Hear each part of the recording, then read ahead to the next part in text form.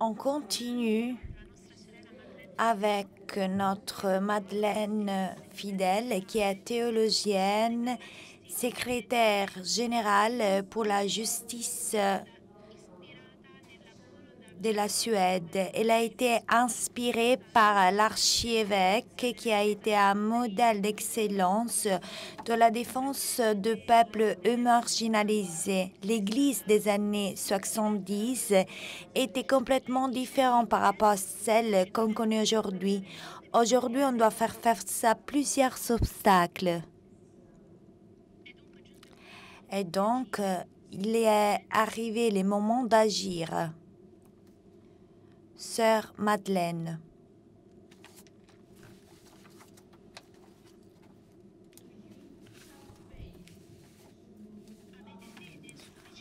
Vous croyez suffisamment pour déplacer les montagnes, c'est-à-dire la foi forte et dynamique qui est nécessaire de la part de nos femmes et sœurs pour nous exprimer dans l'Église catholique d'aujourd'hui.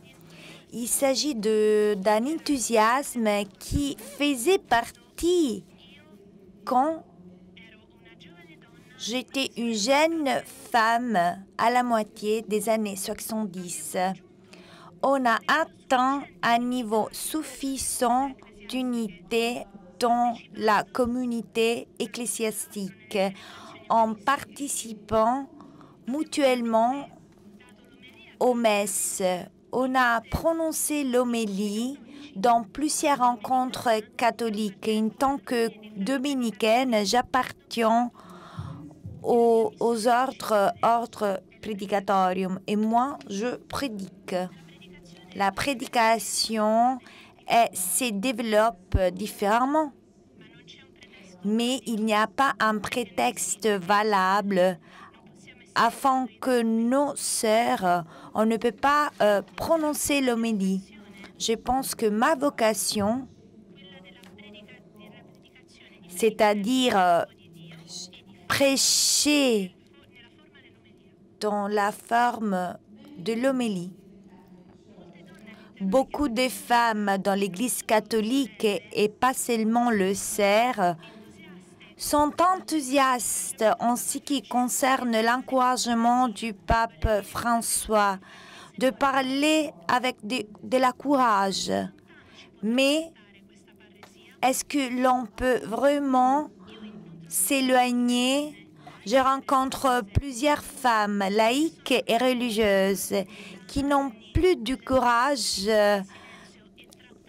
à cause de la façon dans laquelle elles sont traitées. Jusqu'à la moitié des années 1990, peu de femmes avaient la possibilité de prononcer l'homélie dans peu de paroisses. La possibilité a été fermée. Il y a plusieurs raisons qui se cachent. Mais je pense qu'il s'agit de la tendance d'un centralisme peu sain qui a entamé ses parcours à la moitié des années 90. Parfois, on a été accueillis afin de prononcer une homélie avec le prêtre en disant que nous allons partager des mots avec le fidèle. Mais moi, je n'accepte pas ces types de traitements. Mais quand ils m'ont demandé par le prêtre de la paroisse d'y prononcer l'homélie parce que le prêtre n'était pas en mesure de parler la langue suédoise. Et il a après ajouté que l'homélie devait être introduit à la fin de la messe. Et moi, j'ai dit non, je ne peux pas. Et je leur ai expliqué pourquoi. Mais moi, je n'étais pas la seule à être ignorée dénoncé ou réduit au silence dans mon diocèse. Mais pour discrétion, je vais mentionner seulement quelques expériences. Une fois, il voulait que moi, je donne l'attention à un groupe de fidèles, mais moi, je n'avais pas l'intention de m'intéresser à eux.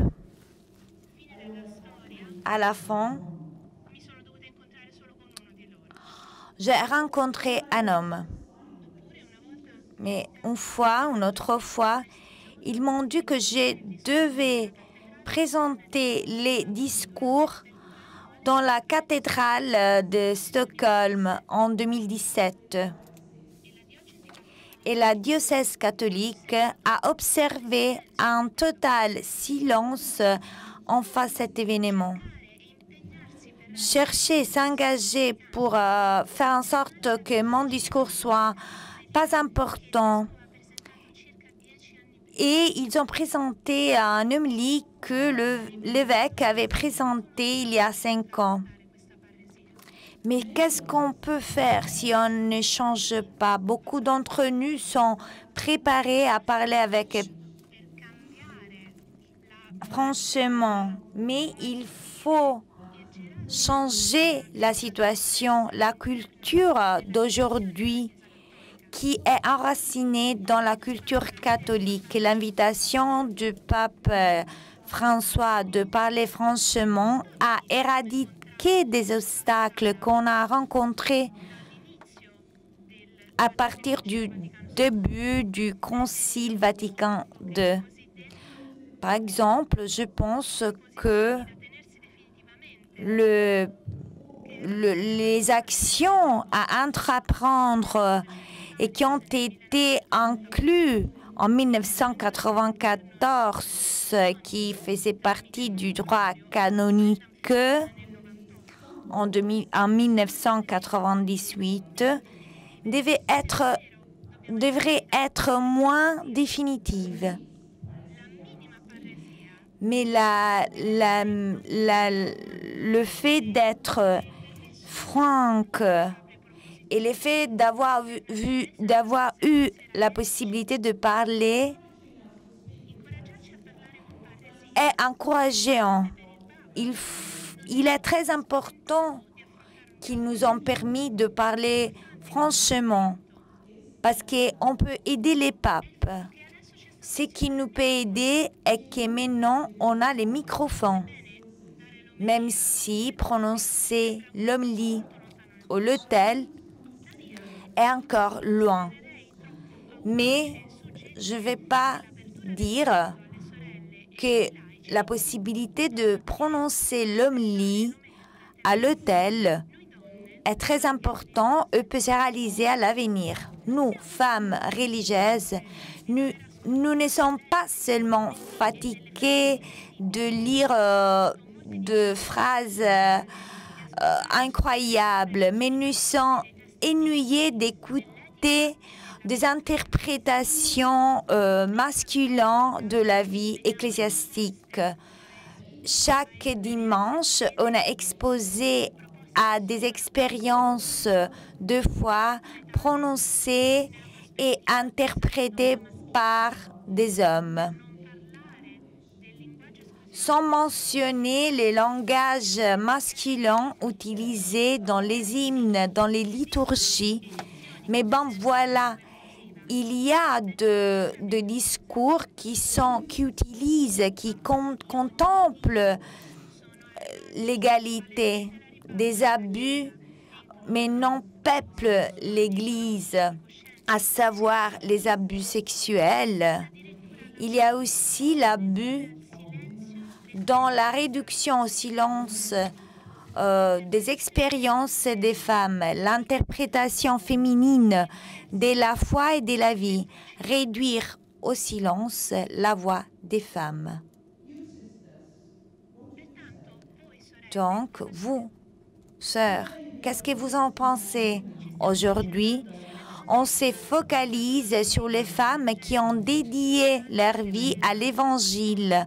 Dans plusieurs fois, on va se focaliser sur deux femmes qui ont dédié leur vie pour créer des liens avec l'humanité. Les sœurs religieuses, depuis toujours, cherchent à déplacer, agir et bouleverser le monde.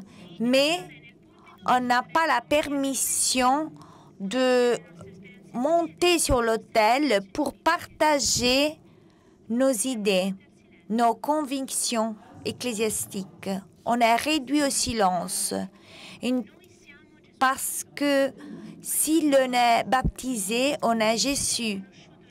Mais vous ne connaissez pas des femmes, on ne peut pas représenter Christ, surtout aux messes. Mais il n'y a pas une raison pour cela. Et on n'est pas permis de proclamer la bonne nouvelle lors de la messe. Je ne suis pas d'accord. Malgré les femmes et les religieuses soient réduites au silence, nous avons identifié des stratégies créatives pour créer ces bons liens. Parfois, l'Église hiérarchie nous a dit qu'il fallait adopter le visage de Marie dans l'Église. Et donc, il faut le faire. On veut vraiment adopter le visage de Marie. Il faut jeter l'image de Marie passive.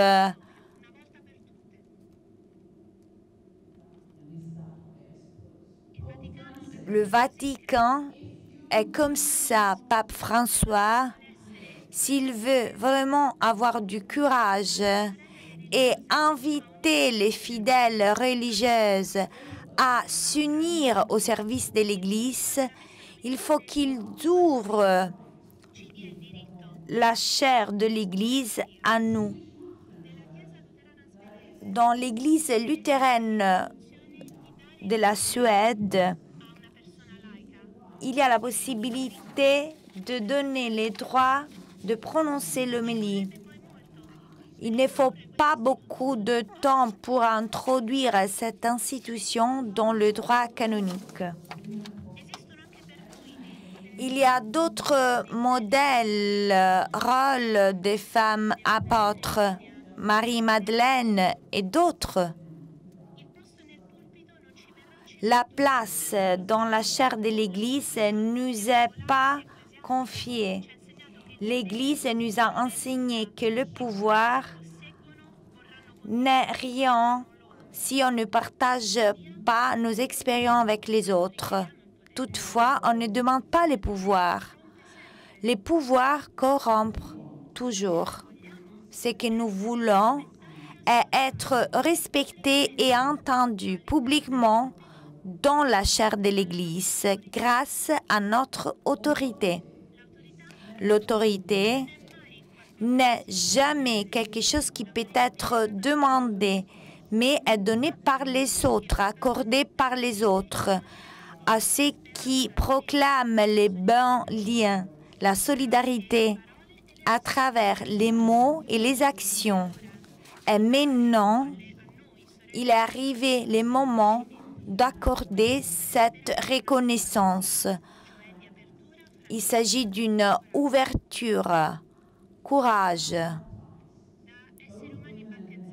En tant que baptisés, nous avons été baptisés pour être Jésus. On est égal, on représente Christ de la même façon, avec la même autorité.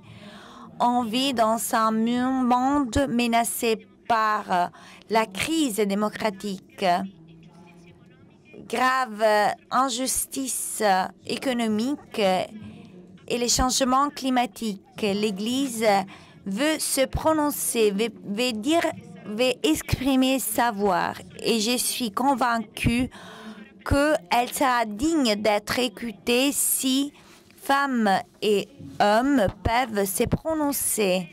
Si on a foi, on peut vraiment agir.